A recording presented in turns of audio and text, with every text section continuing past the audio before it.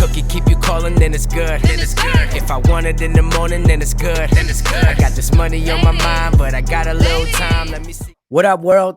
Welcome to another episode of Let's Real Talk About It. Of course, I'm your host, Flawless Real Talk. And this week we have a very, very special guest. I had an opportunity to really get to know this brother on the show Rhythm and Flow. We've really built a great connection, a great relationship.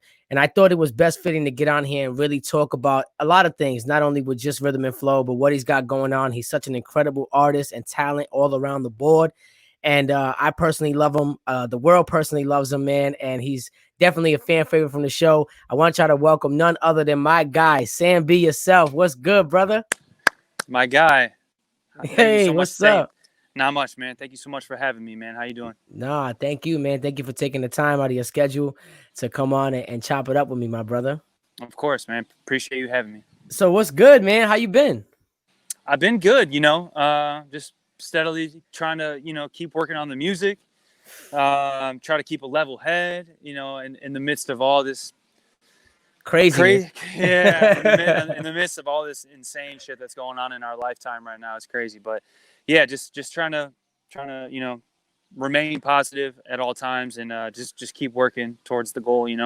On a scale from 1 to 10, how like COVID cautious have you been? Like, are you like I'm like all the way like, 10, or like are you not? I'm like a 7. I'm like a 7. Okay. Like sometimes I'll let up and maybe maybe hit up the liquor store without a mask or some stupid shit. But yeah. Simple things like that. Yeah, just like little things. Big gatherings, oh no, like I don't play that shit. Like I'll make sure I have a mask, do everything that I gotta do, keep sanitizer on me at all times. I never thought in my wildest dreams that I would like literally keep a bottle of sanitizer in my pocket. Yeah, but, it's crazy. It's insane out here. What's crazy is that I think like me and my girl are on opposite ends of the spectrum, and it's causing major problems, bro. She's like a 1 and I'm a 10, and it's like, yo, it's like we're fine. Let's go to dinner tonight. Like, yo, I'm like, I've been tripping on her. We've been like fighting, and I'm like sitting down thinking about it. I'm like, 90% of our problems has to do with COVID-19. Yo, yeah, no, like I mean, I'm not gonna lie. Like I've hit a couple bars, but I made sure I got a mask on when I'm inside the joint. Like I won't like go sit inside a place, but if they got a nice patio situation or something, that's a little different. That's a different story. But like if I'm going inside to go to the bathroom, get another drink, anything like that, I'm masked up and like. Man, we never anticipated. Yo, Sam, good to see you. And I'm like, here's the bow, my guy. Like, it's right here. The chicken wing. It gets me so mad when people recognize me through the mask, because the first like couple days I had the mask on, and I was like, yo, this is kind of fresh because I'm like out and I could be like just chilling. And then like people started recognizing me. I'm like, how do you recognize me with the mask? And I feel like I'm invisible with the mask, but it's really just covering right here. Yeah, for sure. No, they get me usually either with the glasses, but yeah, I never thought in a million years we'd be walking around with fucking mask on our face, man. Like, it's crazy. No, that's why we've been blessed. We've been spoiled. We never thought shit like this would ever happen to us. But like people walk around in places like China, Japan, Thailand, like they walk around masked up every goddamn day. So that's true. That's actually really true. It's like we take it for granted, yo. Like I was watching the highlights of a J. Cole like performance. It was like a clip. And just seeing all the people like on top of each other, you don't even think about stuff like that until right now. That looks like, wow, that's crazy. Like we were so, we would just didn't give a fuck. Like it really, it's crazy to think about it now in the times that we're in, that we would be packed in 20,000 people. You know what I mean? No, it's unthinkable because honestly, I mean, not within the foreseeable future, but like, who knows if those type of environments are ever going to happen again? I was going to ask you that. Like, do you think it's ever going to get back to like NBA being 20,000, 20,000 people festivals? Like, I don't know, man. I don't know. I mean, maybe years down the road. And when I say years, I mean like 5. But maybe vaccinations come out. Sure. Maybe people get vaccinated up and we have a more strong. The problem is like we're not. I don't think we're testing correctly, kind of thing. But I mean, I'm not a politician. I'm not a doctor, so I really don't know what's going on behind the scenes. But yeah, man, but until it gets to like Coachella level type, Yeah, for real. that's not happening even next summer.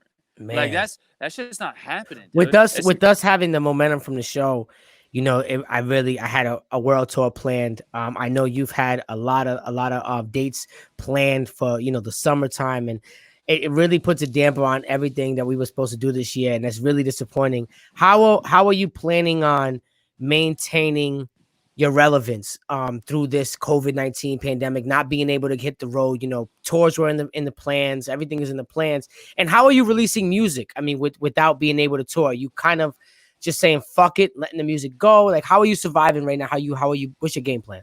Yeah. So to answer your first question, to remain relevant is just like stay in the faces. Whether that means I got to drop, you know, quarantine freestyles until the day we're free. Like I guess that's what I have to do. But just being in people's faces constantly with music, right? So like pictures are one thing, but when you let people know like just content, I guess, like same way you're doing it right now with the podcast, right? So like whether that's videos of me making beats, whether that's freestyle videos, whether that's tutorials on how to do different things in the music world, like just staying in the faces of the followers that I have is how I'm trying to stay relevant, and it's worked. Yeah. That's how I'm going to stay relevant. And the second question was like, how are we going to kick off when everything's back open? No, no, no. Um, How are you with now that you say how you're gonna stay relevant? How are you approaching releasing music? Like, is it just oh, gonna be right, letting it fly? You right. know. Yeah, I guess right now it doesn't matter because like it used to be like you want to drop on a Friday or you want to drop on maybe a Tuesday. Like now it doesn't matter. Like Yeah.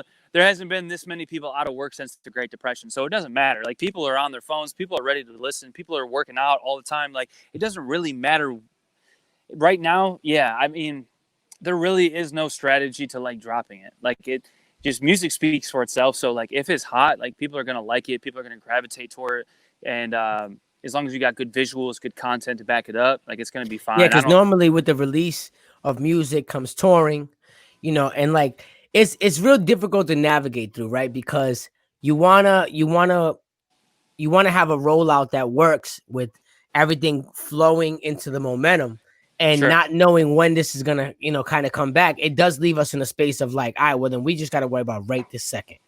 We got to worry Right. about right now. We can't focus on how we're gonna roll out an album if we don't know if that's never gonna happen. It could be a year or two, and we're waiting on a rollout. You Yeah. know what I mean? No. Opportunity.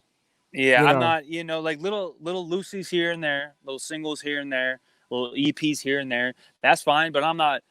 I'm in no rush to drop some like major album type Album. of. Yeah. Yeah. Exactly. That's not gonna happen, man. Yeah. And you've seen many artists do that. Like you've seen people like Big Sean and like Drake who were like album ready, like it was coming out this summer, and like they can't They put tour the off, brakes on everything. Yeah. they can't tour off that shit. So it's like even the biggest artists in the world are hurting right now. So yeah, no, I mean I mean obviously I'm gonna keep dropping little loosies here and there, little singles, little videos, do what I can, little freestyle vids, whatever I got to do just to keep the train rolling. And they're Um, fire too. Like, I like the layering of your content. Whether you show the process of producing the beat, playing an instrument, it really highlights that particular sound in your instrumentals. Also makes it awesome, stand out. And then the rap is cold. So it's like cool, it's really layered in the amount of entertainment that is in one clip. You know what I mean? Then that's rather than awesome. just rapping, you Yeah, have so many layers, and I think it's really great, and I think that's why it's working for you, man. Congratulations on everything that you're doing and the thank you, growth that man. you're seeing every single day. I want to get into a little bit about your past, and so people can get a little bit of understanding of where Sam Be Yourself comes from. I know that Uh-huh. you were born in Detroit, right? No, I actually wasn't. Nope. Okay. My pops, he was going to school at the University of North Carolina. So I was Mm. born in North Carolina and lived in Chapel Hill, North Carolina, on the campus of UNC until I was about 5 years old. My parents Wow. split up. My mom's from Detroit, so my mom and my dad split up, and I moved to Detroit with my mom when I was like 5 years old. And then when did you move to Chicago? I moved to Chicago when I was about 20. I'm 26 now, so I was 22. 22. I Was moved that to a Chicago. music move? Was that like a It was Was that both. It was both. okay? It was so. What happened was I've been with the same woman for a long time. She graduated from college and she took a gig out there. So she was like, "Hey, this is where I'm going. It's your balls in your court, right?" So I Yeah. was like, I could either stay here in Detroit and spin my wheels and keep doing these local gigs, keep doing what I'm doing, or I could follow the girl that I love and I could grow musically, grow as a human, and just and keep moving. So I did that. I went out there and got deep into the scene there. Did a bunch of different open mic nights and got as many gigs as possible. And then the rhythm and flow thing happened while I was living there. So Oh wow. Okay. yeah, And then you yeah. moved back to Detroit after the show. Yep, yep. I went back home because my management team and stuff is based out of here. So that's why I Oh, went. That's why I went back home. I was like, I don't know what moves next. Am I going to go to LA next? Am I going to go to New York next? Like, I don't know where I'm going to go, but like, I just know I need to be around my family, my close friends, my team, a and team. everybody. Yeah, Yeah, you need the yeah, help. Absolutely. yeah. Absolutely. Talk to us about like a lot of people have and I've seen this, when I moved to Atlanta in 2010, I did it for music. I spent 4 years in Atlanta. Mm-hmm. And a lot of people called me stupid and crazy when I first was gonna go out there because they don't really understand the sacrifice. Let's talk about the fear of relocating. Yeah. You know, what gives you what gave you the balls? I mean, really, was it just the stagnant that you had in your city? You was like, I gotta make a move, you know what I mean? Being that bold. Was it your girl getting the scholarship that kind of gave you like, thank God she gets that, you know what I mean? She goes there because then it wouldn't have led you there, right? Right. Sure. So if she doesn't go there, I don't go there. That's first Yeah. off, for sure. For sure. No, and that's. I mean, she definitely helped me out, like being in my corner and being like, "Yo, you will flourish here," kind of thing. Totally. But I mean, it's just you have to look yourself in the mirror, kind of thing, right? Like, am I gonna like same way you probably did in 2010? Like, am I gonna stay right here and do these shows or do these random battles that I can get, or like you just have to take that jump, dude. You have to like Do you think there's that is a must for everybody that of may be from a course small town, that may be from somewhere that music isn't dominant? of course when you're I mean coming like so the scene here in Detroit, man, you got your T Grizzlies, you got your Mm. your Sada Babies, you got a sound here, and I don't sound like that. So I had to do what I had to do to get out and just grow as an artist. So that I went there, bro. I went to Chicago with like a rack saved up and the clothes on my back, and ended up on Rhythm and Flow. Like that's it. Like because That's I took fire. because I took that leap, those opportunities came to me. When did you move to Chicago? To Chicago? It was the year the Cubs won the World Series. Like they won the World Series like a year after I moved there. So I think it was 2016. Mm. 2016. Yep. 2016. Very similar path, moving somewhere for a few years, finding success there, and then realizing that you could, now that you're in a position, you can go back home and get it done from there. Well, I was You on know, fire, bro. Yeah. So I mean, I studied audio engineering, so I was able to get like a little gig for an independent label, and then like start doing audio engineering and recording other artists and stuff like that. Peace, Jamil. Love you, brother. And I was able to keep, just doing my thing, working with other artists, going to open mics, showing up to just like little spots and tearing shit up and just creating a little bit of a name for myself there. But yeah, I mean, like it all comes down to like, dude, if you don't jump off the ledge, how do you know if you're gonna fly? You know, yeah, I like love it. I love it. I feel like that as well. Like when I made the jump, if I hadn't made the jump, I look back at it now and I would never even be close to where I am today. of So I'm course, very grateful for that leap of faith. When you moved and you started really doing hip hop, a lot of people like to talk about, stereotyping, racism, where we're dealing with racism and right now in our country, we're dealing with a huge conflict with the police and everything that's going on. But I want to talk a little bit about the opposite side of that in hip hop. The stereotyping of someone like yourself in hip hop. Do you feel like when people look at you, I mean, even Cardi, when she saw you, she said you look like Bill Gates' son. That's a stereotype. You know what I sure, mean? sure. Um, how have you dealt with that, and how have you been able to overcome the stereotypes in hip hop, knowing that you're a white rapper coming in? Obviously Eminem has made it a little, you know, better, but it's Sure, still sure. a stereotype, especially Of course. You know what I mean? Not succumbing to trying to look like the part of a rapper. How do you overcome those kind of things? To anybody that's like, that is in my kind of shoes, looks like me, whatever, you're gonna be the minority in hip hop. That is what it is. This is a black art form.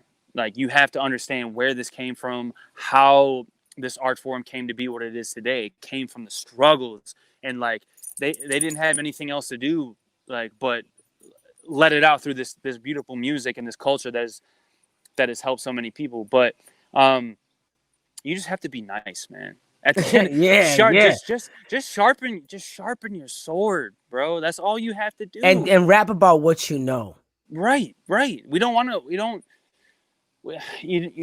like, it's just, it's a touchy subject for sure, but like all it is just, and it's corny to say because like I incorporated into my rap moniker, but like, just be who the fuck you are, be yourself, man. And that's literally all you have to do to succeed as a white kid in hip hop, is just be you, man. We don't want to hear about some stuff that you're not on, like you're not talking. We don't want to hear that stuff. Just rap about your background and just be nice. Sharpen your sword. Yeah, absolutely. And you'll get that respect when we hear, and especially the authenticity. Like, that's very important because with you, like when I first met you, I always show love first because I believe in uplifting and showing everybody is a king, everybody is a queen. We all uplift each other, and that's how, my soul is good all the time. You know what I'm saying? And I learned that from you, bro, and I've been the same way ever since. That's what's up, man. I'll never forget the day and the exact spot on that Hollywood lot where we shook hands, bro. I'll never forget that, man. That was, I was like, what I say to you? You said, he was like, "What's your name, bro?" And I was like, "I'm Sam." You were like, "I'm flawless. This is gonna be dope, man. Everybody got boss." Everybody got boss. Yeah. And I was like, I fuck with this kid. Like, I began to look at you, and after we met, I'm like, okay, boom, mental note. He could be dangerous, and then finding out your name is SamBeYourself, and then getting to know you, that authenticity, it really drives me. Like, I mean, you are seriously, like, a lot of people might not understand when I say, like, you are the definition of real, because real is just authentic and who you are, and being, whether you're on camera, off camera, whether you're fucking at the hotel, whether you know what I mean. We always like was just 100 with each other. That's how we built that relationship, and I think the authenticity goes a long way, because you being nice, you being a white guy in hip hop, it makes us respect you more when we're like, yo, that motherfucker's real, man. Like, he's not acting like he doesn't want you to think he's nothing other than what he is. So, like, that's some advice that I would give to the minorities in hip hop. You know what I mean? Like, yo, just showcase your skills and be authentic, because there's you can't hate on that. And if you do, there's a problem with you. You know what I'm saying? That's what's beautiful about hip hop at the end of the day, man. Like, at the end of it all, the end all be all, it's like either you're nice or you're not. That's it. That's it, bro. Like, we don't care about the, like, I mean, today it's a different game where I was just about to say, I really wish that it goes back. I hope it goes back. I hope it reverts to that. It's slowly creeping that way, but I mean, at the end of the day, there's a lot of trolling, a lot of politics, and like different things that go on in the game, and you got to be sharp on social media, and you got to be in everyone's faces at all times. But just, even though, like, I don't really care about like today's game. It's just like, dude, if you're nice, you're nice. If you're not, man, just put the mic down, kind of thing. That's the era that I come from, that I was inspired by. So that's how I live, man. I'm not gonna be somebody I'm not. I'm just gonna put my best verse forward and just keep it pushing. No, facts. Yeah. Let's talk a little bit about Rhythm and Flow. You know what I mean? That's how we met. How did Rhythm and Flow come about? How did you hear about it? What was the audition process like for you mentally, and preparing to go in there, not knowing what to expect? How did that go? Tell me about that. So yeah, man, I was pretty much like a needle in a haystack, bro. Like, so Chance the rapper posted on his Instagram, me, T.I., and Cardi are doing a show. Send your best whatever to this link. So 900 different people tagged me in it, DM'd it to me, like, yo, you should just send your stuff. And I was like, whatever, bro. Like, Yeah, you're looking this at it, is, you're like, I this was ain't for like, me, bro. whatever, yo, like, this ain't. And then it got to the point where like so many people were telling me to do it. I was like, okay, fine. Like, I'll send my shit. Right. And luckily for me, I had just gotten my shit together as an artist, like as a brand at that point. So I had some nicely professionally done music videos at this point. I had my own website where we were trying to flip merch, where you could, all these different things, right? So I was able to provide my own website, my own YouTube channel. Sure, there weren't a lot of views. Like, my but it views, was there. The content was there. The content was there. The music was there. The rhymes were nice. So I submitted in to that link that Chance had provided on his Instagram. And then somebody hit me back. And then they're like, okay, we'll send some more. Okay, then I hit them back. And then I had to tell them about my life story. And then they were like, do like a real world style introduction about you and your personality kind of thing. Like, I'm sure a couple of you guys, like, I'm sure you, especially because you probably had a following, they probably just hit you up and they were like, yo, just come audition kind of shit, right? No, but I'll tell you, and I'll tell you. Yeah, okay. But anyways.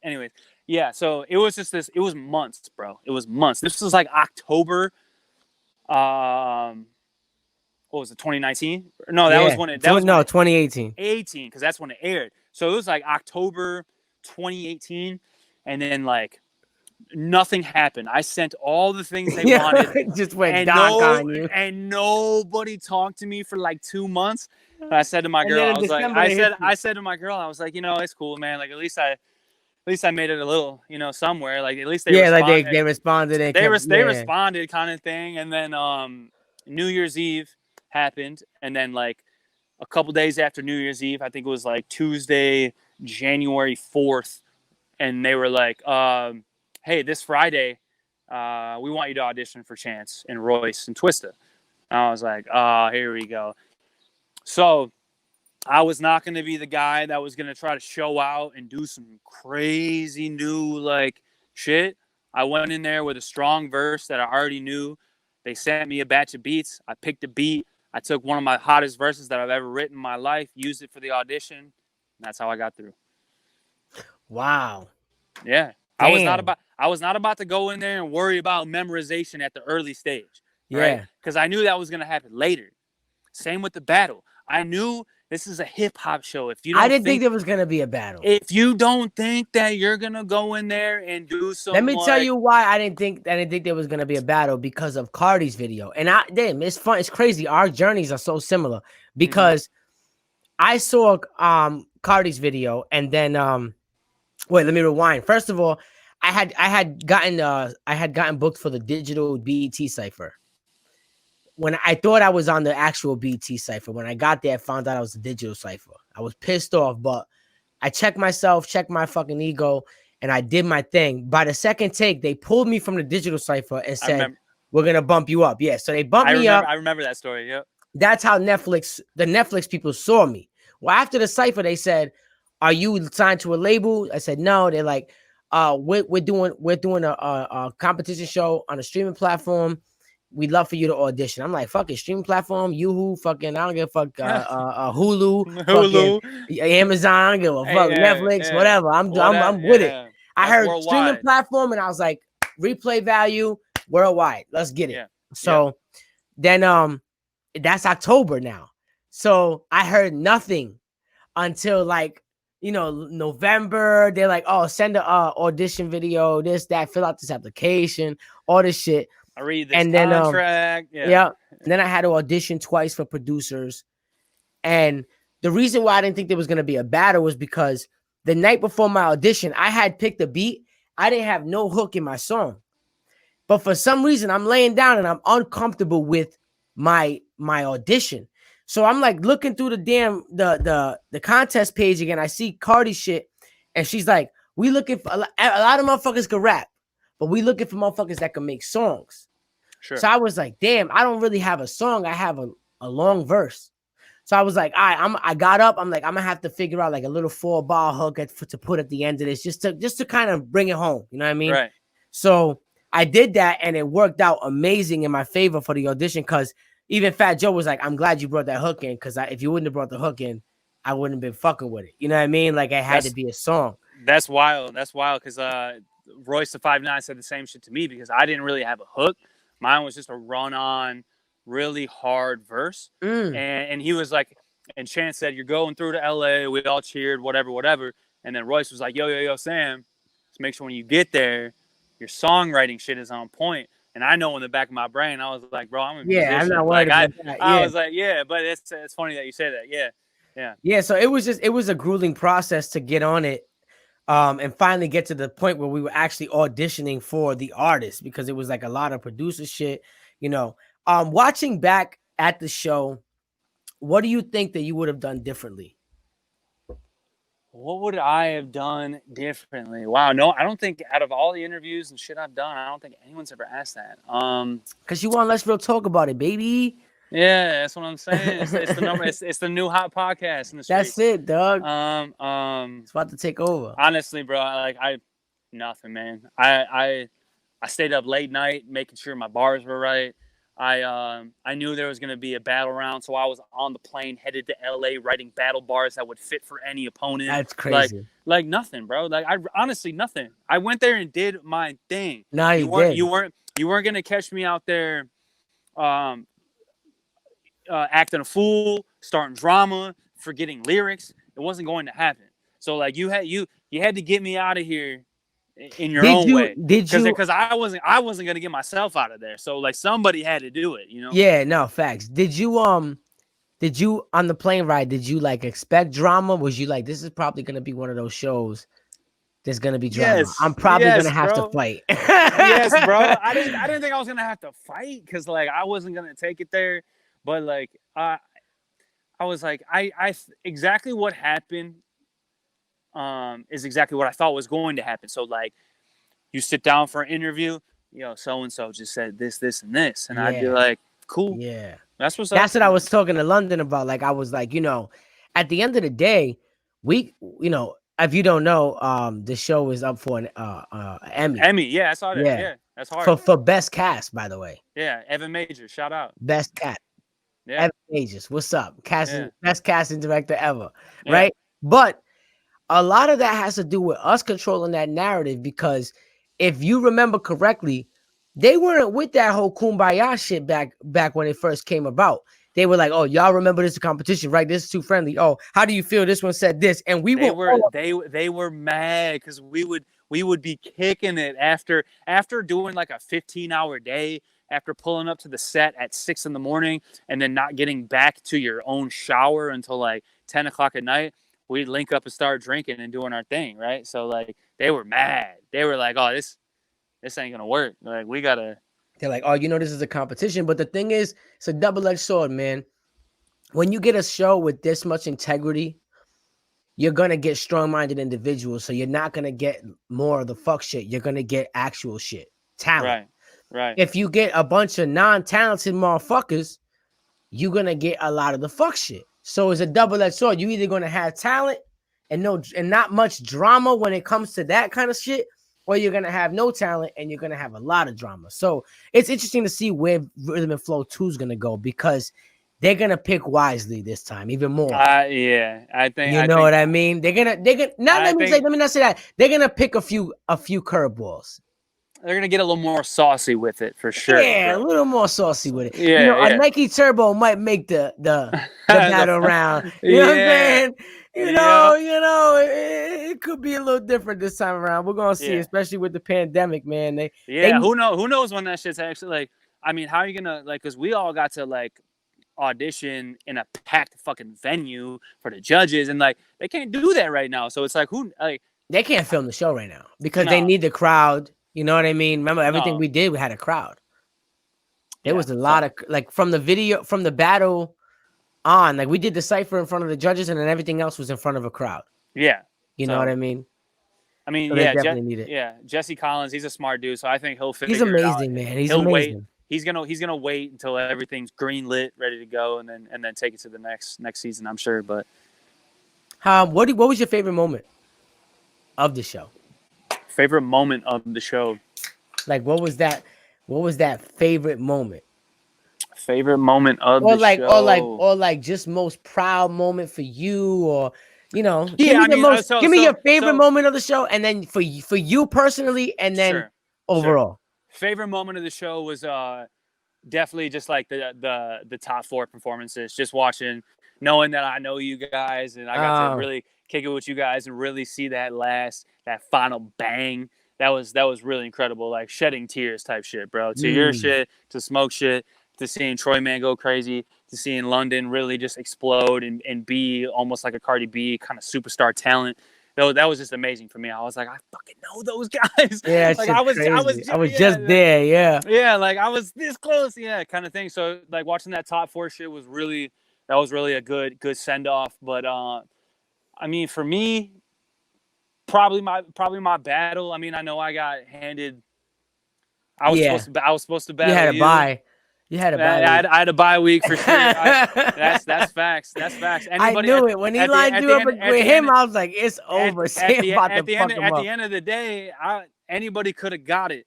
But Facts. yeah, it doesn't matter who it was. But I mean, just like yeah, the battle was probably the most fun because I don't think I think they weren't expecting that shit from me. You me and know, you would have been an injustice, and I'm glad that they switched us because of what we so much more had to show the show. I watched You know? I don't know if I told you this even to this day, but like I literally watched Cardi look you up and down from your shoes back down, and then look me from my shoes to my hat back down, and then go and start shaking her head. And she was like, "We got to switch that. They got to Yeah. switch." Yeah. I remember that shit like yesterday, like vividly. They were like, "No, these two are too strong. We got to have them switch." And that's what kind of sucks about the Old Man Saxon D Smoke situation, because like Yeah, that's a prime example. if Saxon would have got to the video round, maybe I would have gone home, not Ali Tamanique kind of thing, because he's such a visual genius that maybe he would have pushed through kind of thing. So yeah, I mean everybody's got it, and it sucks. Like you had to battle Beans, and Yeah. Beans Beans deserved to go on. You know, so No, it's like she did. yeah. I mean maybe because they were like, I think that'll change this season 2. It's not going to be one person from every battle has to go home. It's gonna, because there was 2 poor performances. You know what I'm saying? Shout out my guy Caleb. I fuck with you. That's my guy. That's my bro. Yeah, I fuck with Caleb all the way. Of course. But that battle was between him and Felicia. They should have both just gone home. Bye. Someone should have slammed the gavel like a judge and stopped the whole battle. Made the executive. No, I don't think it was really them. I think it was more. I think Ali's and Ariane's was bad. Big Mouth Bo and Homegirl was so bad because of just how it was. I'd have been like, yeah, I'm sorry, I don't know. Y'all both go home. It's messy. This is messy. Yeah. You know what I mean? I'm keeping Saxon and Beans over Big Mouth Bo and whoever else. You know what I'm saying? For sure. Yeah, 100%. Nah, for sure. So how did you feel watching yourself come in 6th place? I mean, this is out of thousands of MCs. You know what I mean? You came into the competition with 30 people. Do you feel proud of where you landed? You know what I'm saying? Totally, bro. Like I said in the beginning, I was a needle in a motherfucking haystack. No views, no nothing. Just dope bars, dope music, dope content. Everything I had is I came in with everything I own on my back kind of shit. So like that was it. So yeah, man, I didn't even have that much belief in myself to make it like I was gonna be there. I don't think it was a belief thing. I think it's an expectation. Sure. It wasn't like I don't believe in myself. It was like, hey man, let's ride this ride until. Hey, at the end of the day, bro, like I knew even if I was in your shoes, right? Top 2, it's me next to D Smoke and not you. I'm not taking that home. Like it is what it is, right? So like I never went in with the expect of winning the whole thing. It's not about the money. It was just about the journey, the ride. Yeah, for me, I was like, it was weird because I'm normally the motherfucker that's gonna be like, this shit's mine. But it wasn't that mentality. I walked in there at first and I was like, yo, you know what? Every episode I'm on is more fans. Bingo. So let's try to get on as many episodes as we can. So like once we got to the battle and it was like, oh, we on episode 6 right now. I'm like, we 6 in? Yeah. Oh, all right, Out of word. 10. Let's get it. Okay. Well, we didn't. I didn't. We didn't. I don't think we knew at the time it was gonna be. I thought it was gonna be 12, but I that time I was like halfway there, baby. I'm not going home now. Like I'm trying to get into the nitty gritty of things. You know what I mean? Right. So now, boom, it keeps going. I'm like shit. Now I think once it got to like the final 5, I think once we got to like the feature round, and I knew what I was about to do with Janae. I was like, I could fucking win this now. Like they gotta kill my Janae shit, and my finale is gonna be crazy. So I could win this. You know what I mean? But it went beautiful, man. It was a great experience. What did you learn the most from the show, from being on the show? What did I learn the most? I don't know. I mean, it could be politics. Yeah. I mean, there's a lot of shit that happened that we can't discuss. I mean, and that's out of respect. That's out of respect for the franchise. You feel me? Yeah. You were there that night. You know exactly what happened the night I went home. But I mean, even then, in that moment, I understood it and I was not mad. You know, so I don't really think I learned too much. Besides just like politics.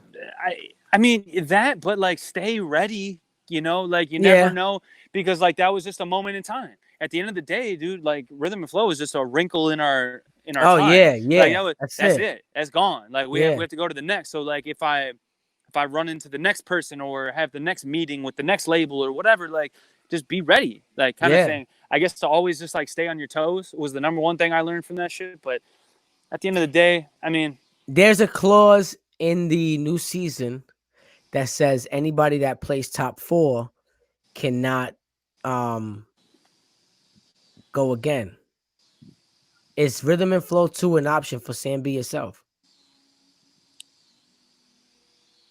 I have not been thinking about that. I have not been thinking about that, nor contacted about it.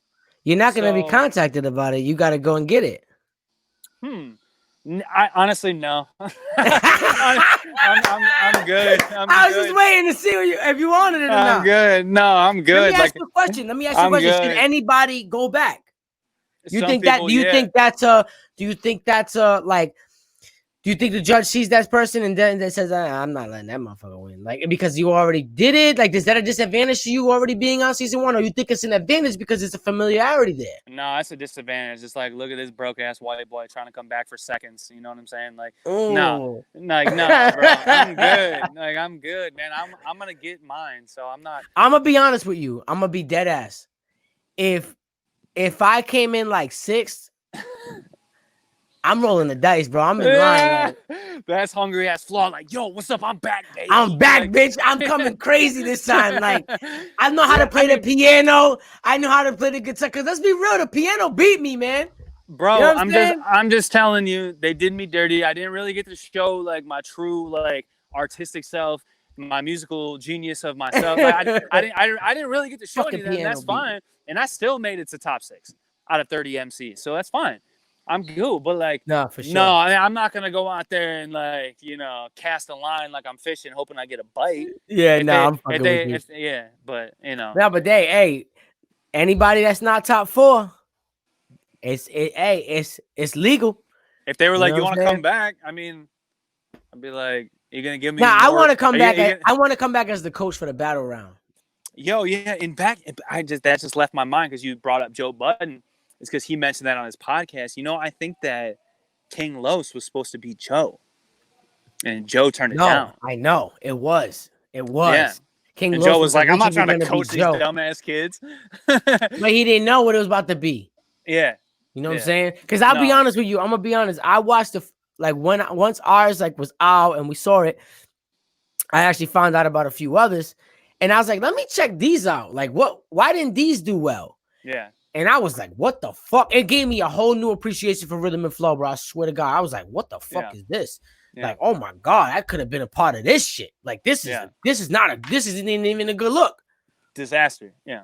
Disaster. You know what I mean? One thing I appreciated about you, and you'll be the first one to know when we was on Rhythm and Flow, was that you definitely watch my stuff for me. Everything I would leave behind no matter what. I leave my glasses behind. I leave my phone behind. SamBeYourself and Troy Man were like my best friends when it came to like me turning around and then being like, "Here's your phone. Yeah. Here's your I'd glasses." wake up and smoke a cig in the morning, and I see your half drinking vanilla Coke, and I'd be like, God damn it, flawless, like left from the night before. So So yeah, I wanna play four with floor. It's four questions. Some of them trivia, some of them regular questions. okay, Just four all off the wall questions. all right. What's on your whiteboard / bucket list? Uh,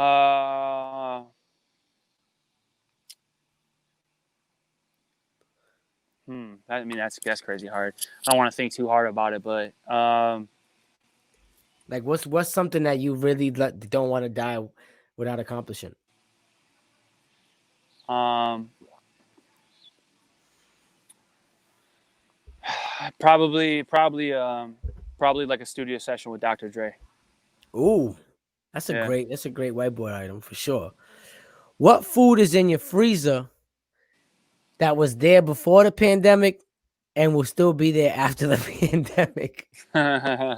Probably nothing, bro. We've been running through it, so He's like, not. maybe like a bag of frozen vegetables or some shit, like some broccoli or something, but nothing crazy. No, like everything's been getting eaten up, and then go back to the store and do it again. Bet. What rapper gained worldwide notoriety by debuting on an Emmy Award nominated series appearing as himself? I think this guy named Sam. That was a good question because my dumbass had to think about it for a sec too. I was like, wait a minute, sounds a lot like me. That might be me. Yeah, I had to fuck with you with that one. What's yeah. one thing you cannot live without? Um, Mary Jane, Don't say, yeah. I need a physical item.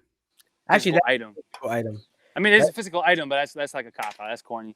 Um, Don't say your phone either. no, that's trash. I could throw that shit in the water right now. That's trash. Um, my guitar. Oh, love it. Yeah, I What could do be you honest. What do you do if social media shuts down tomorrow? Um, What's the I first can thing you do? I probably record the most fire music of my entire life. I just sit and write and record because I don't have any other perception of anybody's life or situation or anything going on. So I probably just sit and record fire ass music. And put it out and hope that they see it? Yeah. I mean, if social media shuts down tomorrow, like I'm just gonna keep making tunes, like regardless. So So social media shuts down tomorrow, guys. Follow us on Spotify and Apple Music. So that way you can get because all the music. bingo. So the topic of the day this week on this podcast, and I think me and you can definitely define this pretty well. Entanglements. Let's get to it. Entanglements. Entanglements. What is your take on what the actual situation is with August Alsina and the thruple that Yeah, he's I with? just think that they have an open relationship and that's their business. And Jada kind of slipped up and made a mistake by dipping into something that's like 20 years I younger think than she dipped her. in the kiddie pool. Yeah. She, I think they have an open relationship. I think that's just like a known thing. It's been like a rumor in Hollywood for years. But yeah, I think she and you could kind of just see it in Will's face the entire time on that 13-minute red table talk they did.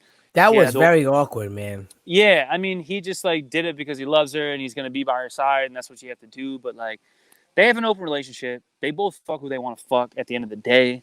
And she went way too young and out of her How do you feel class. about open relationships? I think if that's the way you want to roll, that's fine. Like, I mean, there's nothing wrong with that shit. Like, I mean, you personally, though. that's what I'm saying. Like me personally, like if that happened to me, Yeah. and like that's fine. Like listen, bro. Like after years and years and years and years, things get stagnant. It happens. It happens. Like so, if Do that's you if think that that kind of love even exists anymore where you're with somebody for 20 years in this type of time that we're in?